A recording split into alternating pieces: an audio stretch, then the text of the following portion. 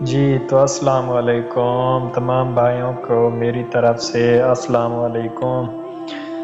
تو بھائی جان، یہ جو موضوع میں آج آپ کو سنانے والا ہوں، ذرا اس موضوع پہ غور و فکر فرمائیے گا۔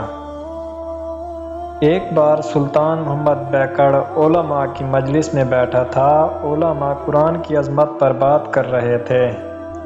ایک عالم نے ایسے میں کہا، قیامت کے دن سورج کے قریب آ جانے کی وجہ سے سب لوگ پریشان ہوں گے، لیکن جو شخص قرآن کا حافظ ہوگا اس کے قریب عزیز اس روز رحمت کے سائے میں ہوں گے۔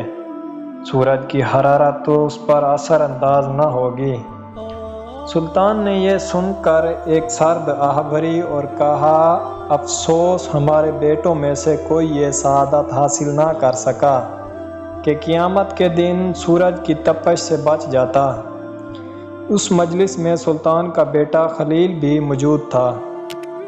اس وقت اٹھا اور بڑودہ چلا گیا۔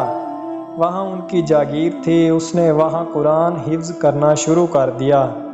اس قدر محنت کی کہ آنکھیں سرخ رہنے لگیں۔ طبیب نے کہا بھی کہ راتوں کو جاگ کر قرآن یاد کرنے کی وجہ سے یہ سرخ ہوئی ہیں، لیکن اس نے کوئی پرواہ نہ کی۔ آخر 1 سال اور چند ماہ میں پورا قرآن حفظ کر لیا۔ رمضان سے پہلے سلطان کی خدمت میں حاضر ہوا اور بولا، حکم ہو تو تراویح میں قرآن سناؤں؟ بادشاہ نے حیرت سے پوچھا، تم حافظ کب بن گئے؟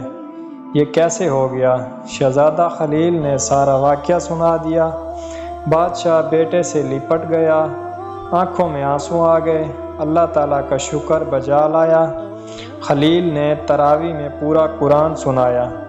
بادشاہ اتنا خوش ہوا کہ اسے اپنے تخت پر بٹھا دیا۔